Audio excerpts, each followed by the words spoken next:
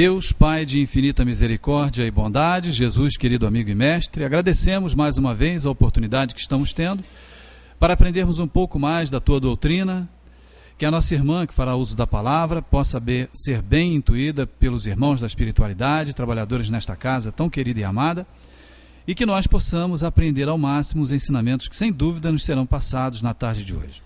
Obrigado mais uma vez pela oportunidade.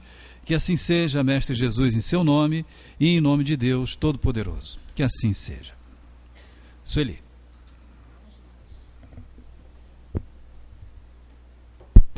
Uma boa tarde para todos. Continuemos estudando a doutrina espírita, que é um caminho acertado, com certeza, para a gente entender bem as coisas que acontecem na vida da gente, né? Estamos no capítulo que fala sobre a união da alma com o corpo, e terminamos na reunião passada quando Kardec perguntou aos espíritos se o espírito sabe com antecedência que o corpo por ele escolhido não tem possibilidade de viver. Essa foi a que ficou para a gente estudar. E no finzinho da outra, sobre a questão que utilidade pode ter para um espírito a sua encarnação num corpo que morre poucos dias depois de nascer. É o que eles, lemos isso, falamos um pouco a respeito, que o ser ainda não tendo consciência bastante desenvolvida de sua existência, não tem para ele muita significação, né? A importância da morte é quase nula, porque o espírito, como ele se une no momento do nascimento, que completa a encarnação, ele começa a união na união celular. Então, quando ele nasce, ele está começando a encarnação dele. Ele não tem ainda uma história no mundo, ele não está ambientado com aquele corpo, ele está começando. Então, para ele, isso é quase nulo, essa importância. Frequentemente, como já dissemos, trata-se de uma prova para os pais. Isso aí a gente tem sempre que levar em consideração, até foi por causa dessa aqui, que nós entramos na questão dos anencéfalos, daquela criança que já, desde a gestação, os pais já sabem que ela poderá não viver. Por que poderá não viver? Porque tem histórias aí de anencéfalos com 3 anos de idade. Claro que a criança não é normal, mas tem uma criança que ela só tem o tronco cerebral, ela está vivendo, tem mais de 3 anos que ela está viva, e ela tem algumas reações. A alguns familiares. Então a gente vê ali a presença muito intensa do espírito, tentando assim, minimizar a influência do corpo, a influência forte aí da falta do cérebro, onde que é a casa mental, que é a casa da alma. Então aí a gente vê bem claro como que o espírito é que comanda tudo isso, Então a criança, ela tem alguns estímulos, ela responde a estímulos, e aí são coisas que os médicos não conseguem explicar muito bem, Eles falam que cada caso é um caso, cada situação é que uma criança é diferente da outra nas suas reações, mas a gente vê a força aí, da questão. Eu até havia prometido a vocês trazer, o vídeo até está aí, ele está aí, mas eu não pedi a Luiz para botar aqui, para ligar para mim, então a gente vê na próxima, não tem problema nenhum, a Bel até já botou aqui no meu arquivo aqui, não tenho nem que trazer. Mas eu não fiz esse pedido, então vamos deixar para a próxima. E a gente observa essa criança que não tem o cérebro. Ela não é, ela tem a cabecinha maior, ela é tem um rostinho diferente, mas ela tem algumas reações. Essa eu não sei se ainda continua vivendo. Na época que fizemos a apresentação, sim, ano passado ela estava viva. Agora eu não sei. Eu tenho até bom, que eu vou entrar para pesquisar isso, para saber se ela continua ainda vivendo. Então a gente vê ali a força, às vezes, que tem uma situação dessa para a nossa evolução, para a mudança de nossos valores, para a nossa reeducação espiritual, porque é muito importante. Como a criança ali, os pais também, porque isso aí não acontece por acaso, né? Não acontece sem que esses pais tenham conhecimento prévio dessa situação, porque não é fácil receber uma criança com problemas mentais ou físicos, seja do que for. Não é fácil isso. Para uma família isso é complicado, exige uma atenção muito maior, uma compreensão, né, muito grande. Então não é fácil. Quer dizer, o espírito não é pego de surpresa. O casal, a família, né, que está recebendo esse espírito nessas condições, não é pego de surpresa, não. Não acontece isso de repente. Isso foi escolhido, isso já foi previamente oferecida, essa opção na escolha das provas. Às vezes a própria mãe ou o próprio pai, né, escolheram essa situação. Pode ser que aquele espírito que esteja ali fazendo a sua expiação, né, resgatando ali, pode não ter uma relação direta com esses pais. Os pais podem não ter envolvimento no processo de erro que levou a uma encarnação complicada assim. Mas é possível isso? Claro que é. Os espíritos são solidários. Às vezes a gente vê, ainda bem que tem pais tão prestimosos, tão carinhosos, né? Porque esses pais já vieram para essa ação mesmo, né? Para receber essa alma em casa. Então são pais às vezes que se oferecem para isso, independentemente de ter tido uma relação com aquele espírito de outras vidas, ou até tendo afetivamente uma relação, sem que tenham responsabilidades no que levou aquela alma a ter que fazer uma escolha daquela. Mas pode também ser que a família que está recebendo seja uma família comprometida com aquela questão daquele erro passado. Ela pode ter parcelas de responsabilidade no que levou aquela alma encarnada na época a cometer algum ato que a tenha levado a fazer uma escolha para nascer com uma dificuldade muito grande, na questão dos anencéfalos, né, que não tem o cérebro. Então são muitas as situações que podem levar o espírito a ter que reencarnar com um problema seríssimo assim, né? Podem ser suicidas, né? Uma série de coisas. Tudo pode, né? Nós não podemos garantir que pode ter sido um suicida, pode ter sido alguém que tenha sido, né, acidentado por culpa própria, né? Imaginemos uma pessoa que bebe muito, pega um carro, né? Pega um carro e se acaba, né? De repente não estava na hora de morrer, não teve a intenção de se matar, mas assumiu o risco de morrer, de se matar, né? Bebendo e pegando um carro. Quer dizer, pode estourar a cabeça dessa pessoa num acidente desse, aí na próxima ela ter que resgatar isso de alguma forma. Então são muitas as oportunidades que Deus nos dá para a gente resgatar os nossos erros do passado. Então as famílias não são surpreendidas com isso. Aos olhos do mundo são. Aos olhos do mundo, o que ocorre? A mulher está grávida, ficou sabendo que ela está grávida, ela começa a fazer o pré-natal, começa a fazer a ultrassom, né, todos os exames necessários, e começam a perceber que tem alguma coisa errada, começa a ver, e a criança vai ser diagnosticada como anencéfalo. Aos olhos do mundo, aquilo ali é uma surpresa.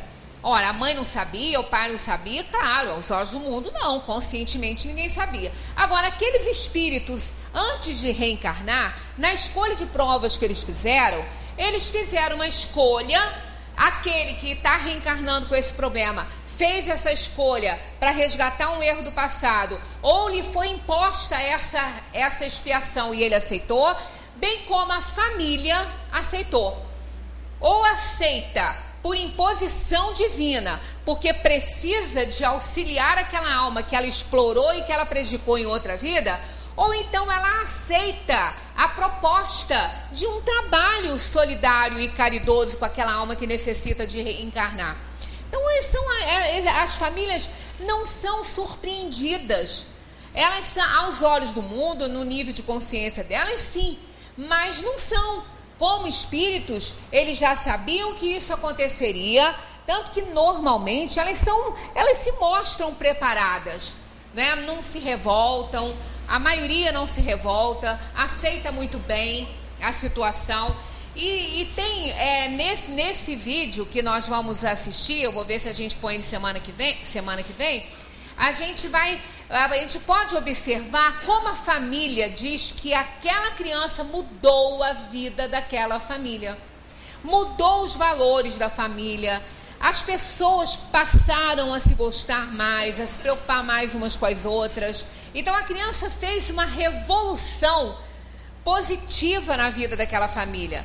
E um bebê que não tem cérebro, né, fez uma revolução. A criança é tão amada, a mãe ainda falou que sabe que ela não vai durar muito tempo, mas que não quer nem pensar a hora que ela for embora. E ela dá muito trabalho. Ela dá muito trabalho, porque ela precisa de constantemente ser assistida com oxigênio, uma opção de coisas.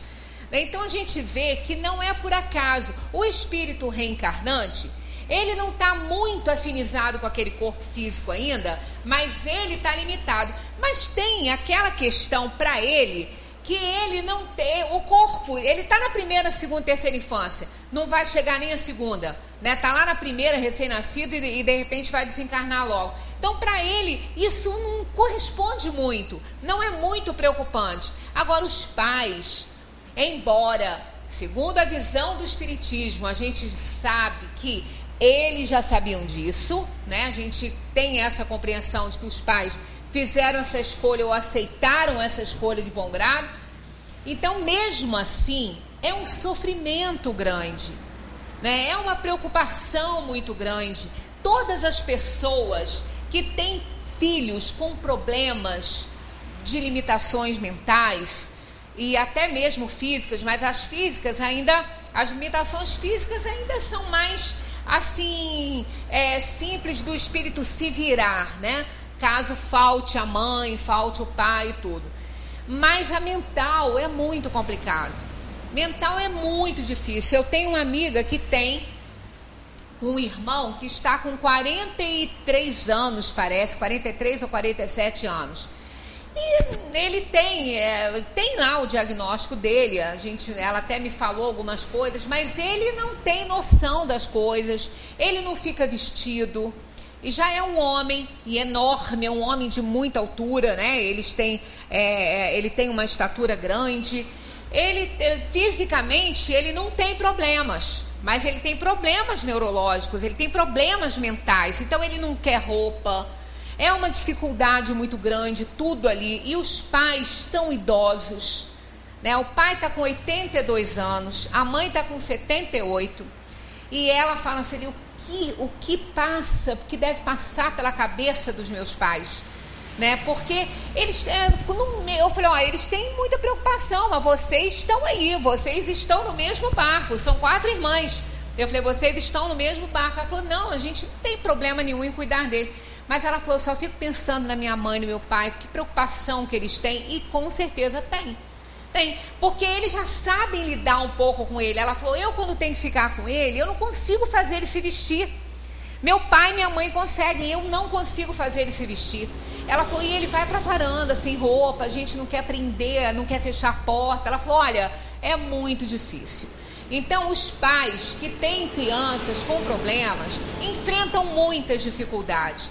Deus jamais faria com um dos seus filhos uma situação assim, colocaria um dos seus filhos numa situação assim, sem que previamente eles fossem avisados, tivessem consciência de que isso iria acontecer. Então é uma provação muito maior para os pais, principalmente naquela criança que nasce já com uma deficiência muito grande, que não vai viver muito tempo, né? Porque essa, para a criança, realmente anula. Agora, o sofrimento dos pais, imaginemos, né?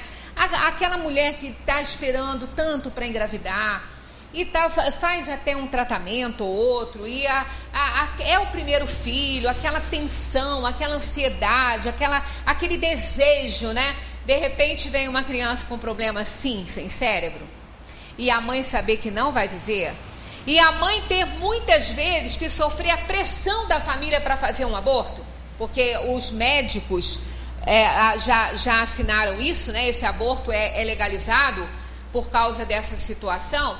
Então a gente fica imaginando o que pode passar pela cabeça dessa mulher que desejou tanto, que quis tanto, agora ser pressionada a participar, né, de uma ação dessa, de matar o corpinho, né, que está sendo produzido, que está sendo desenvolvido ali por uma lesão dessa.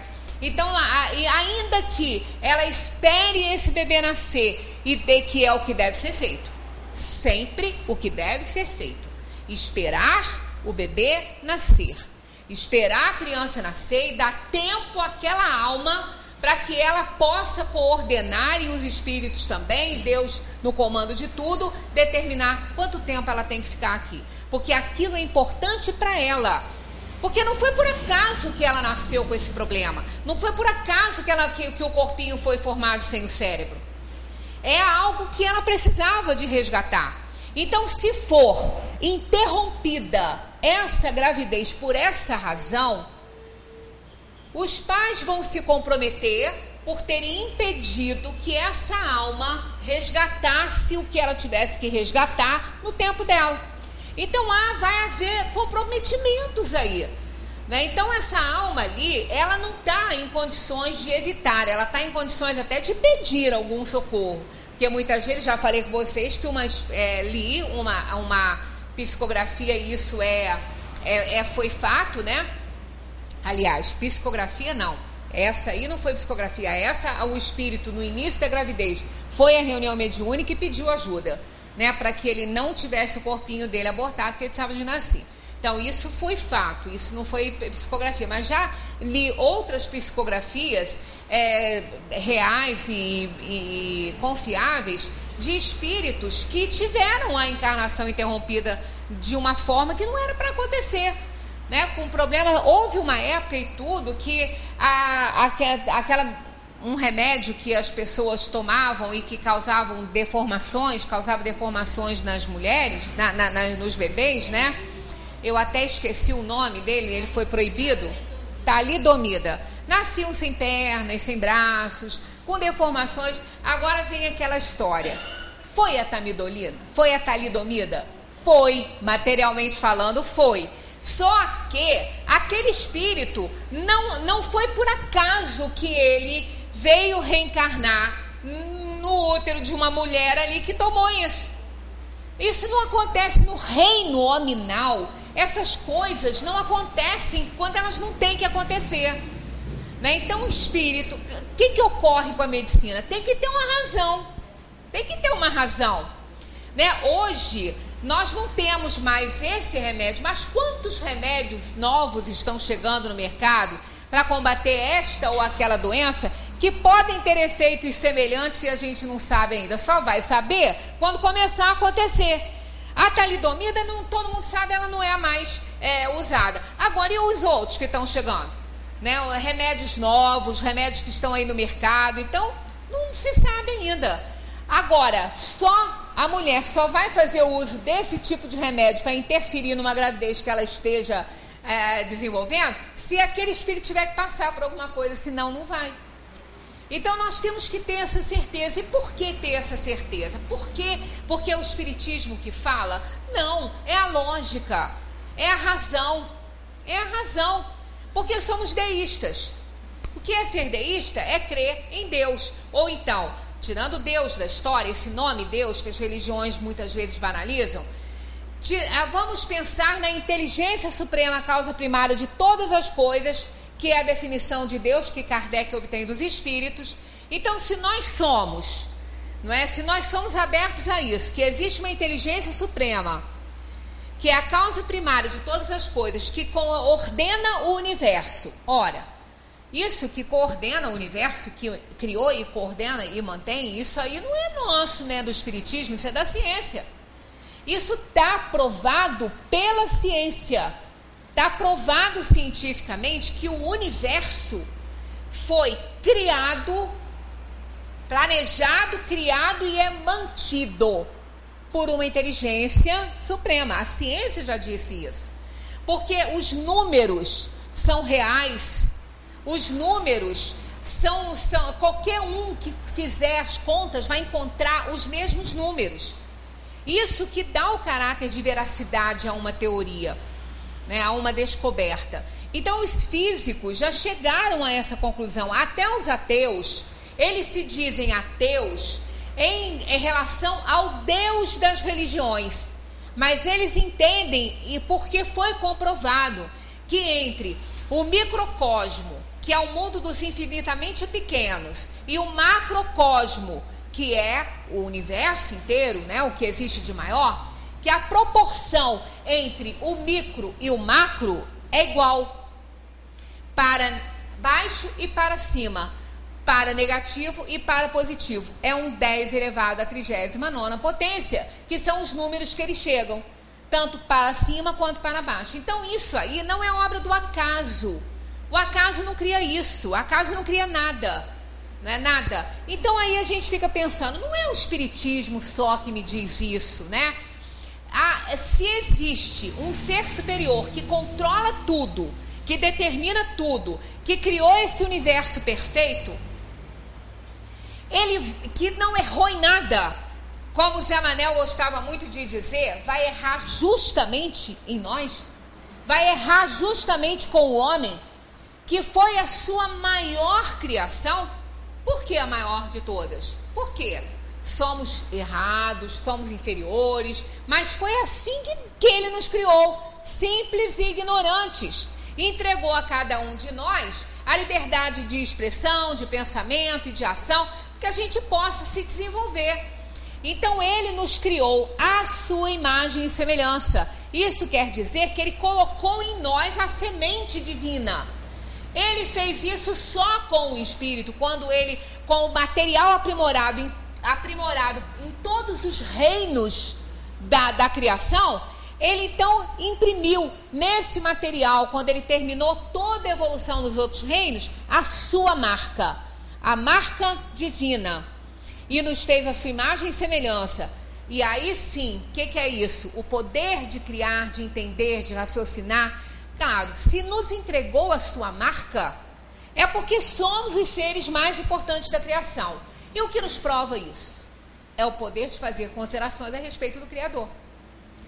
É o que prova. Nenhuma criação de Deus pode fazer isso. Nenhuma criação que tenha no universo faz considerações a respeito do seu Criador, como nós fazemos. Nenhuma criação de Deus sabe que morre. Nós sabemos que o corpo morre. Nenhuma criação sabe que é imortal. Nós sabemos que somos imortais, espiritualmente falando. Então nós somos os seres mais importantes da criação de Deus.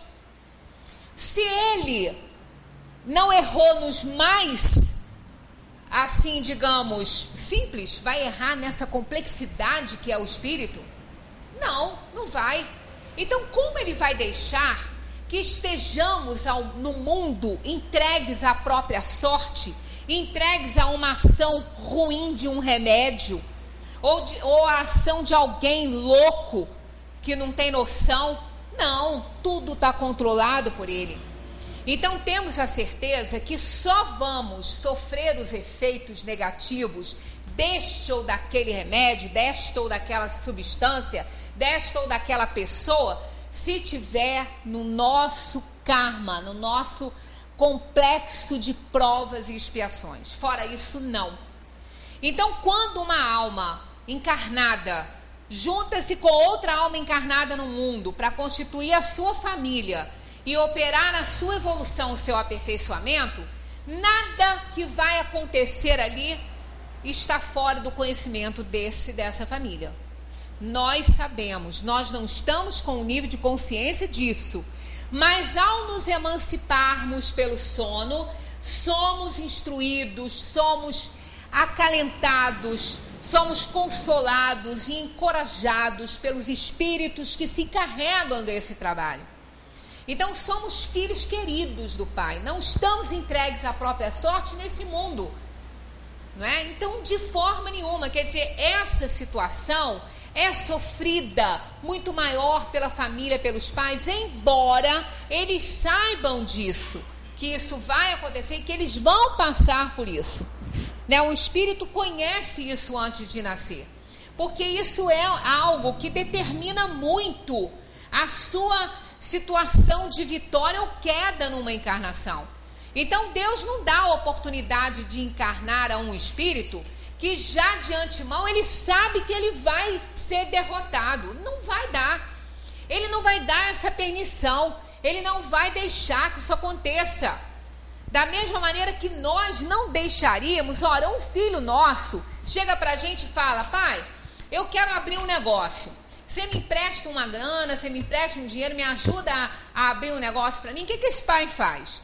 Vamos ver, filho, vamos ver o que você quer fazer aí. Aí ele começa a sondar as situações, procura saber se tem mercado, se não tem. Se for uma roubada, o pai não vai permitir, ele vai falar: filho, você está fora da realidade, isso aí não tem condição, já me informei, não faz isso que você vai se dar mal. Aí ele não vai querer participar disso, ele não vai poder impedir o filho, mas ele vai alertar. Como Deus também, quando vê que a alma está pedindo mais do que ela é capaz, ele, através dos seus prepostos, dos seus auxiliares, ele vai tentar fazer algo que o espírito possa entender. Se ainda por cima ele quiser, ele tem livre-arbítrio. Então, se ele não quiser impedir, vai acontecer. Aí vem para a terra e às vezes não dá certo. Mas na maioria das vezes, Deus não dá o seu aval para a gente passar determinadas coisas que ele sabe que a gente vai ter uma queda realmente na reencarnação. Então não vai ser permitido, na maioria dos casos não é permitido, por causa do espírito não ter uma derrota. Já vai nascer derrotado. Então isso ocorre, a gente não sabe muito o que acontece, porque a gente está aqui no nosso mundinho, aqui encarnado, preso a esse corpo. Mas as coisas acontecem como elas têm realmente que acontecer na dimensão dos espíritos, porque é coordenado por espíritos que se encarregam disso, né? Os espíritos trabalham no setor que eles conhecem, então eles nos auxiliam muito. Então essa aprovação é mais para os pais do que para a criança que está vindo ao mundo, né? Então ele sabe com antecedência que o corpo por ele escolhido não tem possibilidade de viver? Aí olha o que eles respondem, ó, sabe algumas vezes. Por que algumas vezes? Então ele não vai saber? Olha, se o espírito for muito inferior, ele não entende. Ele tem noção disso, mas ele precisa passar. Então nesse algumas vezes aqui ele sabe, outras não, é nessa situação. Às vezes ele mesmo pede, e aquele que não tem condição de escolher, é imposto a ele um sofrimento. E às vezes esse sofrimento é esse, mas ele não tem noção, então não adianta falar, não vai entender. Então ele vem para o mundo, não sabe o que vai acontecer com ele, porque a aprovação maior vai ser para os pais, e ele vai retornar rapidamente, e assim ele vai seguindo a caminhada evolutiva dele. Então sabe algumas vezes, mas, olha só, se o escolheu por esse motivo é que recua ante a prova. Aquele espírito que sabe e escolhe essa situação para isso, aí ele já é complicado para ele, né? Digamos que uma família tenha que provar isso. Porque como é que é essa situação aqui? Olha que parece estranho isso, né? Olha só, se o escolheu por esse motivo é que recua ante a prova. Então, naquela escolha das provas, naquelas relações espirituais que são semelhantes às que nós temos aqui nesse mundo, não são muito diferentes, muitas vezes uma família tem que passar por uma provação dessa. Pode ter sido por ter feito abortos em outras vidas, ou de ter negligenciado criança, sei lá, qualquer situação pode levar a uma família a ter que passar uma dor desse tamanho aqui, de ter, né, a felicidade de saber que vai receber a criança em casa e a criança não vai viver. Então essa família tem que passar por isso. Liga a benção. Essa família tem que passar por uma situação dessa. Aí o que acontece? Tem um espírito que pode perfeitamente se oferecer para uma situação dessa. Ele não quer ficar muito tempo aqui, ele quer se livrar rápido, então ele pode escolher, aceitar isso, escolher por essa razão, porque vai ficar pouco tempo. Aí ele vai ter que responder por isso, entendeu? Então ele pode fazer isso, se ele quiser. É concedido a ele? Bem, a família tem que resgatar, ele também, então pode ser permitido a ele, né? Mas se ele escolheu por essa razão, os espíritos dizem que é que recua ante a prova. Todo espírito que recua ante a prova vai ter que responder por isso. É como jogar sujeira debaixo do tapete. Quando levantar, vai ter muito mais trabalho, não vale a pena. É melhor varrer e limpar, né? Então o espírito fica adiando, aí ele vai somando, ele vai acumulando dívidas no decorrer da história evolutiva dele. Então ele vai ter que responder mais por isso aí, né? Quando falha uma encarnação para o espírito, por uma causa qualquer, é ela suprida imediatamente por outra existência? Olha o que eles respondem: nem sempre imediatamente.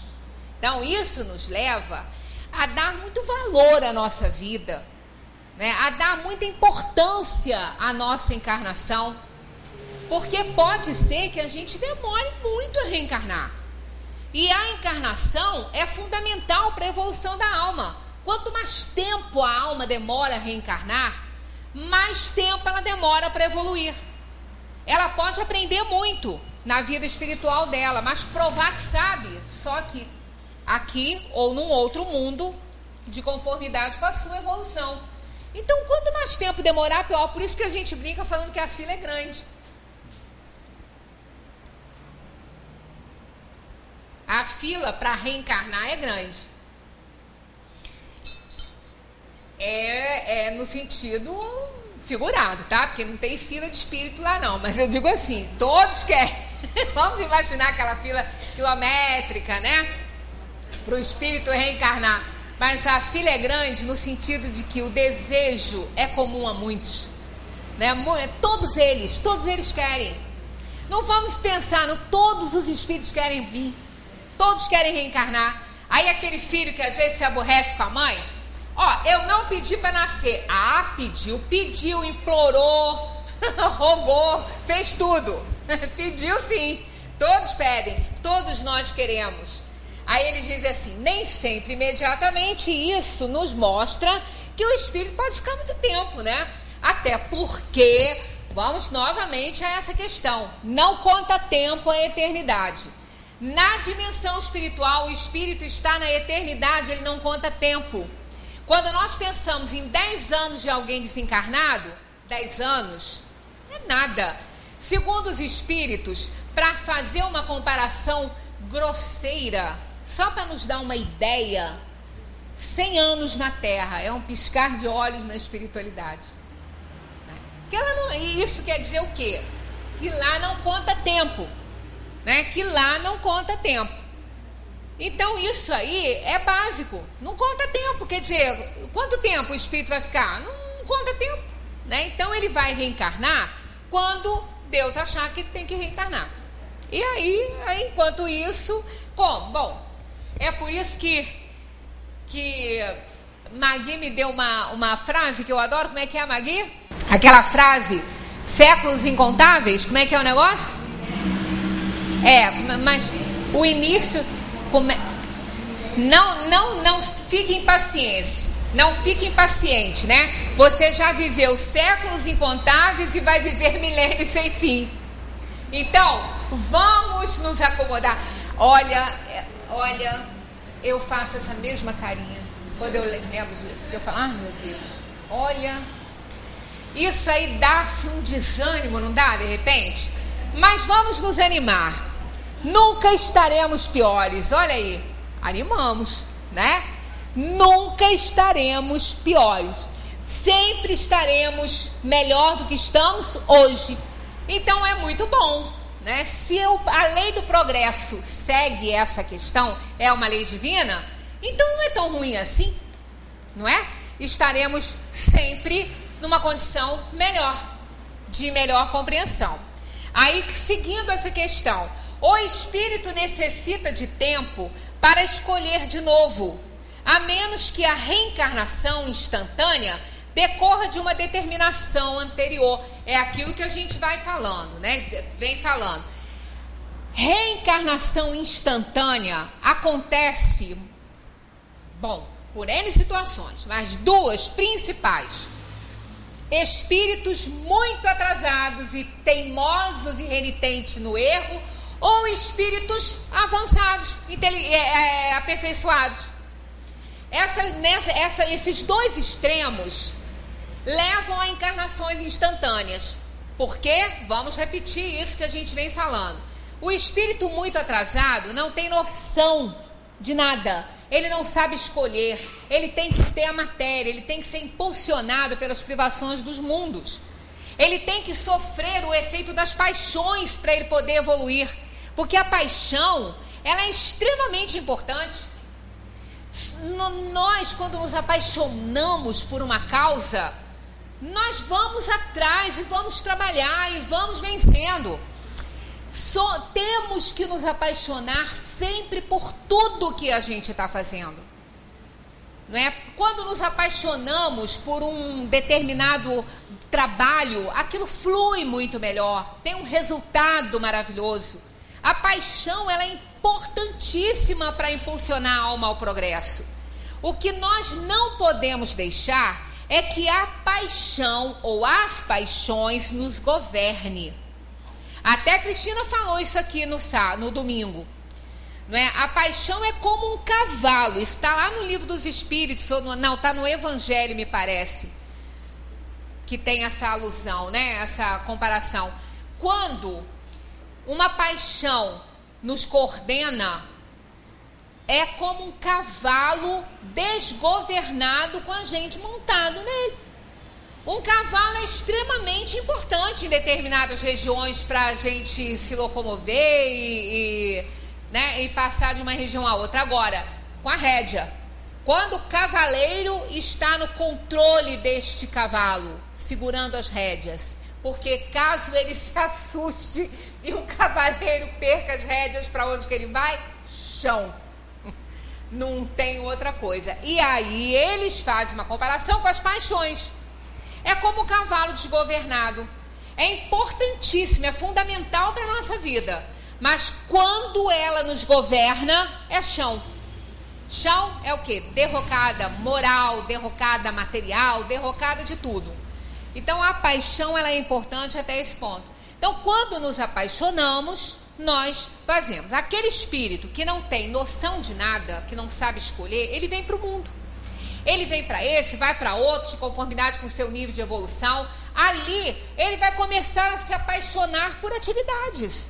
Ele vai desenvolver a sua encarnação, ele vai desenvolver a sua inteligência com as privações que vão ser impostas a ele nos mundos. Ora, nós passamos na paleontologia, explica muito bem isso. A paleontologia mostra os níveis evolutivos materiais que a gente passou. A idade da pedra lascada, da pedra polida, e assim veio. E o homem foi descobrindo instrumentos, fazendo instrumentos, né, para que ele pudesse desenvolver. A inteligência foi desenvolvendo. Então espíritos muito inferiores são levados a encarnações quase que imediatamente à morte. Porque também eles não têm conhecimento de nada. Eles não sabem ficar na erraticidade para quê? Se eles não sabem de nada, eles são espíritos muito primitivos, muito ignorantes. Eles não têm noção de nada, vai ficar fazendo o quê numa erraticidade? Se o objetivo do intervalo entre uma encarnação e outra, que é a erraticidade, é dar oportunidade ao espírito de reconhecer seus erros, de avaliar suas vidas. Se ele não tem condição para fazer isso, não adianta deixá-lo lá. Então ele é colocado logo na matéria, sem muitos planos. E assim ele vai se desenvolvendo, vai conhecendo, vai dizer, a inteligência leva ao desenvolvimento moral e assim vai, até que ele tenha noção de escolha, que ele já seja mais compreensivo das situações, aí sim, ele vai então fazendo planos, é outra história.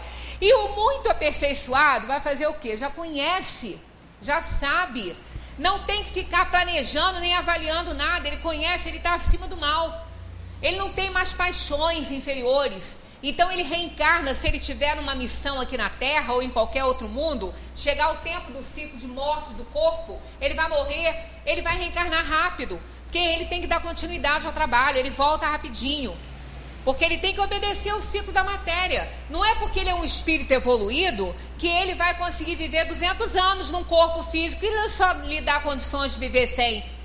Neurônios nós temos para viver 400, mas ninguém vive isso na Terra, porque não são só os neurônios. Depende de uma série de outros fatores, né? Uma coordenação orgânica. Então, o espírito, por mais evoluído que ele seja, ele vai ter que seguir as normas físicas do planeta. Então, ele é um espírito aperfeiçoado? Sim. Jesus, por exemplo, que é um espírito perfeito com relação à Terra, por quê? Porque ele foi escolhido para governar isso aqui. Assim como tem muitos Cristos e Jesus por aí, né? Jesus não é o único filho de Deus. Jesus era um dos filhos dele, como nós somos, que já tinha alcançado um nível de perfeição para a Terra. Então, ele foi escolhido para coordenar. A gente não está escolhendo presidente da República? Não está escolhendo? A gente não escolhe governador? A gente não escolhe prefeito? Pois é. A espiritualidade também escolhe líderes para coordenar os mundos. Então, Jesus foi escolhido para esse. Um espírito perfeito com relação a esse mundo, que nem existia ainda, e ele já era perfeito perfeito com relação a esse. Porque perfeição absoluta só Deus. Então ele veio para cá com essa tarefa. Quando ele aqui reencarnou, quando ele veio trazer o segundo plano de Deus para nós, que o primeiro foi com Moisés, o segundo foi ele viveu 33 anos. Mas se ele vivesse mais, já que há uma corrente que diz que ele viveu, que ele não morreu na cruz, há uma corrente que diz que ele foi tirado por um amigo, né, e que ele ainda permaneceu, não acredito nisso, porque eu acho que é uma questão de lógica. Ele tinha uma tarefa, uma missão a cumprir, e ele cumpriu dos 30 aos 33. Foi o que ele precisava fazer, ele fez. Ele cumpriu a tarefa dele. Para que ele ia ficar aqui? Fazendo o quê aqui? Para quê? Nada, não ia ter mais utilidade.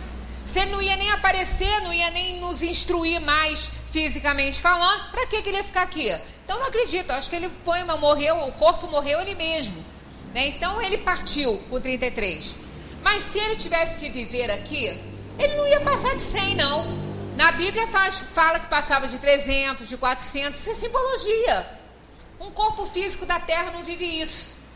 Então, da mesma maneira que fala que Adão e Eva foram os primeiros homens da terra, também não foram. Porque eles datam aí de 9 mil, 10 mil anos no máximo. E o homem está no mundo há muito mais do que isso. Então, é simbologia, é alegoria. A gente tem que entender que isso é alegoria. É a raça adâmica. Adão coincide com a época em que a terra recebeu aqueles exilados aqui na terra.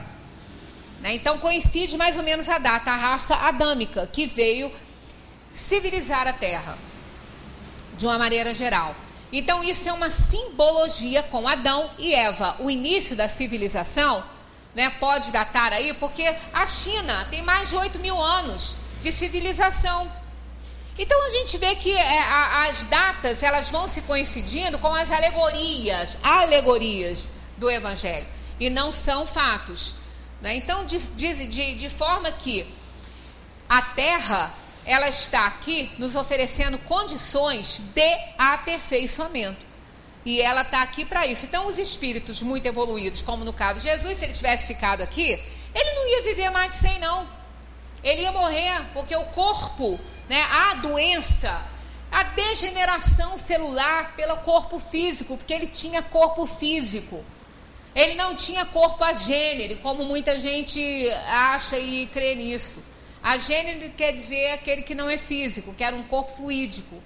Não combina com isso também, né? Não tem muita utilidade nisso aí. Então, quando a gente volta àquela questão de que nenhuma família é surpreendida, né, com essas situações que a gente passa, Deus não erraria no homem, que é a sua criação mais importante, fazendo ele sofrer aleatoriamente, né? Então, de forma nenhuma. Então, os espíritos estão aqui a nos auxiliar na nossa evolução. Então, a encarnação instantânea, ela pode ocorrer com um espírito muito inferior ou com um espírito muito mais evoluído, porque na situação mediana em que nós nos encontramos, ela não ocorre com essa facilidade, não. A menos que tenha uma necessidade. Pode acontecer, né? Pode acontecer. Tanto que alguns espíritos reencarnam e trazem isso aí a um propósito da espiritualidade também, né? Para que essas notícias se tornem mais familiarizadas aí no meio científico. Existem casos, e doutora Anne Stevens, e aqui também o Hernani Guimarães já relatou no seu livro sobre reencarnação, que tem vários depoimentos de espíritos que reencarnaram e ainda tem a família que lhe ofereceu material genético na outra encarnação. Inclusive, um desses casos era até de um político. Ele conta, ele não diz quem é não, mas ele era uma pessoa muito conhecida. E quando ele era criança, ele lembrou muito de nomes de família. Ele começou a lembrar, e depois levaram ele para fazer aí uma avaliação sobre isso. E foi descoberta a família que ele teve na outra encarnação dele, que a família viveu. Ele morreu muito jovem e reencarnou muito rápido. Então, tinha um propósito para isso? Sim, tinha. Como tem outras histórias na literatura explicando isso também. Mas isso é por quê? Porque é necessário que o espírito lembre, comente, porque essas lembranças também não são por acaso. Senão todos nós poderíamos lembrar.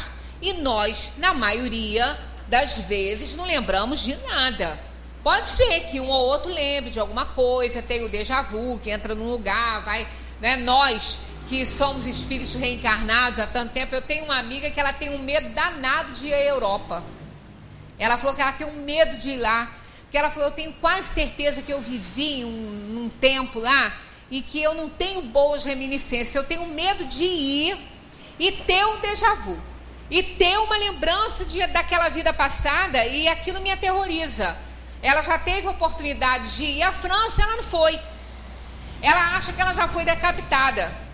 Ela falou assim, eu tenho quase certeza. Ela falou que tem uma sensação muito forte. Ela falou, se eu piso lá num lugar desse e eu vivencio aquelas coisas, acabou com as minhas férias. Eu não vou gostar de nada. Ela não vai, ela tem medo. Então, a não ser em situações assim que a gente tenha reminiscências de um passado distante, né? De outras vidas, pode ser. Agora, a maioria não lembra, não sabe. Existem muitos casos, mas não é a maioria. A bênção do esquecimento é fundamental para que a gente tenha realmente uma oportunidade nova. Por isso que é reencarnar de novo e de novo ter uma oportunidade de avaliação, de aperfeiçoamento. Então é importante o esquecimento. Por isso que não é muito, o espiritismo não é contra a regressão de memória a vidas passadas, mas não avaliza, que não se banalize isso, porque pode piorar muito a situação da alma, né? O espírito, uma vez unido ao corpo da criança e não podendo mais retroceder, lamenta algumas vezes a escolha feita. Olha como eles respondem. Queres perguntar se, como homem, ele se queixa da vida que tem? Se desejaria outra? Sim. Sim. Se lamenta a escolha feita? Não, porque ele não sabe o que escolheu. Isso é o que acontece com a gente. Quantas vezes a gente fala assim, eu podia ter sido diferente, eu podia ter nascido em outra família, né? Não estou satisfeito com a pessoa que sou, com a minha vida, com o que desempenho. Mas ele não vai lamentar nada disso, que ele não sabe o que escolheu. Nós aprendemos isso no Espiritismo. Agora, tem gente que duvida muito, que diz que assim, eu não podia estar doida para escolher isso, não. Eu estava maluca quando escolhi isso, estava enxergando muito. Doido ficou aqui quando está rejeitando, né? Porque nós escolhemos com a visão do Espírito. E a visão do Espírito não erra, não. A nossa visão de mundo que erra. O Espírito, uma vez encarnado, não pode lamentar uma escolha de que não tem consciência, mas pode achar muito pesada a carga. E, se a considera acima de suas forças, é então que recorre ao suicídio. Olha aí. Né? Essa questão do suicídio, eu sempre falo sobre isso, porque as pessoas são muito assim desinformadas sobre a questão da entrada na privacidade dos outros, né? No Evangelho segundo o Espiritismo tem uma página sobre o dever que eu adoro e eu estou frequentemente ditando isso para mim. O dever moral, ele começa, mas ele tem fim. E eu achava que não tinha, que dever moral não tinha fim. Mas tem. Está lá no Evangelho. Procurem em casa, procurem a página sobre o dever. Ele começa todas as vezes que ameaçamos a felicidade de alguém. Então, qual é o dever moral de alguém que ameaça a felicidade do outro? Tirar o time de campo. Não assume, não. Não faça, não, porque aquilo ali vai ter que responder depois. Nós não temos o direito de provocar nada de ruim para o outro, para o semelhante. E ameaçar a felicidade do outro é prejudicar o outro. Seja como for, em que situação for, não importa, é geral isso. Todas as vezes que ameaçamos a felicidade dos outros, aí começa o nosso dever moral com aquela pessoa. Vamos tirar o time de campo. Ainda que isso venha a nos prejudicar. Não vamos responder por isso, mas vamos responder quando prejudicarmos alguém. Então, o dever começa aí. E quando é que ele termina? Quando não quisermos que ninguém transponha com relação a nós. Então, nós somos a medida. Ele tem fim quando, se fôssemos nós que estivéssemos lá, quando não gostaríamos que ninguém transpusesse com relação a nós, ao nosso desejo. Então, quando nós estamos determinados a alguma coisa, ninguém tem o direito de interferir a ponto de impedir. Cada um é livre para fazer o que ele quer com relação à sua própria vida. Então, o que nós podemos fazer? Deixar a pessoa se matar? Deixar a pessoa cometer um erro que pode matar os outros? Não, aí é outra história. Eu estou falando com relação à própria pessoa, né? Porque nós temos um dever moral com a sociedade também, mas com a própria pessoa. Uma pessoa quer se matar, tá? Ela quer se matar.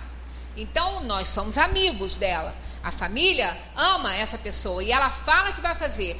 Tudo que a gente puder fazer para evitar, a gente vai fazer. A gente vai orientar, a gente vai tomar conta, a gente vai assistir, vai fazer tudo, vai dar recurso, vai fazer tudo. E se ela fizer, a gente vai tentar socorrer, vai levar para o hospital, tentar socorrer para ver se salva aquela pessoa. Mas nós não podemos impedir o ato. Porque ela é dona da vida dela, ou pelo menos ela acha que é. Então a gente não pode evitar. De uma forma ou de outra, aconteceu isso numa família conhecida nossa. Ele sempre falava que ele ia tirar a vida, e a família, polvorosa, todo mundo, ninguém deixava mais ele sozinho. Ele era pai de um rapaz que foi noivo de uma prima que eu tenho. Então, ninguém deixava ele sozinho, a família, quando saía para algum lugar, sempre ficava alguém com ele. Fizeram de tudo. Aí mudaram para um outro prédio e iam colocar grades nas janelas. Não deu tempo. Foi muito rápido. Ficou com o filho em casa, com esse que era noivo da minha prima. Ele estava com ele em casa, a mãe precisou de sair, ele ficou com ele. Ele foi à cozinha pegar água. Nesse momento ele pulou da janela. E era 17º andar. Então é aquela história, você não tem como evitar. Quem poderia evitar? Deus. Por que ele não evitou? Ele pode. Ele é o controlador de tudo. Ele é o dono do universo, dono da vida. Por que ele não fez? Porque ele deu livre-arbítrio a cada um de nós e nós somos livres. Agora, vai responder por isso, coitado. Aquela alma que tirou a vida dessa maneira. Tem os atenuantes? Tem, ele estava deprimido. Então ele vai ter esse atenuante. Agora, por que Deus não impediu? O suicídio é isso. É o livre-arbítrio atuando da maneira mais triste do mundo. Onde a pessoa sai pela porta errada de uma oportunidade de vida. Né? Mas nem Deus interfere no nosso livre-arbítrio. Se ele interferir, ele pode? Pode.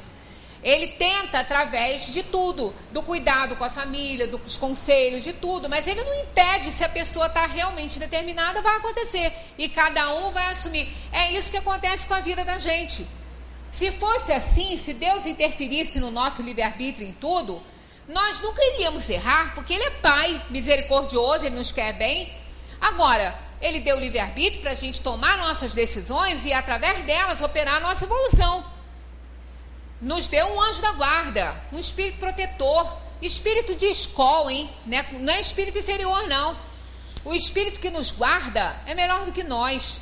Está acima das paixões, está acima do mal. Ele nos deu tudo para nos ajudar, para que a gente possa fazer boas escolhas, para que a gente possa ser elegante. Elegante é isso. Elegere, escolher bem, eleger bem. Então a palavra elegante é isso, ela quer dizer isso em hebraico, em latim. Elegante vem de elegere, escolher bem. Então fazer boas escolhas, sermos elegantes durante a nossa vida e ir fazendo boas escolhas, para que a nossa partida da terra seja vitoriosa. Continuemos na próxima reunião com o mesmo assunto ainda, né, na questão 351, dever de casa. No intervalo da concepção ao nascimento, o espírito goza de todas as suas faculdades? Então, a gente já tem falado a respeito disso, né? Então, muita paz para todos e vamos continuar estudando o espiritismo. Vale a pena.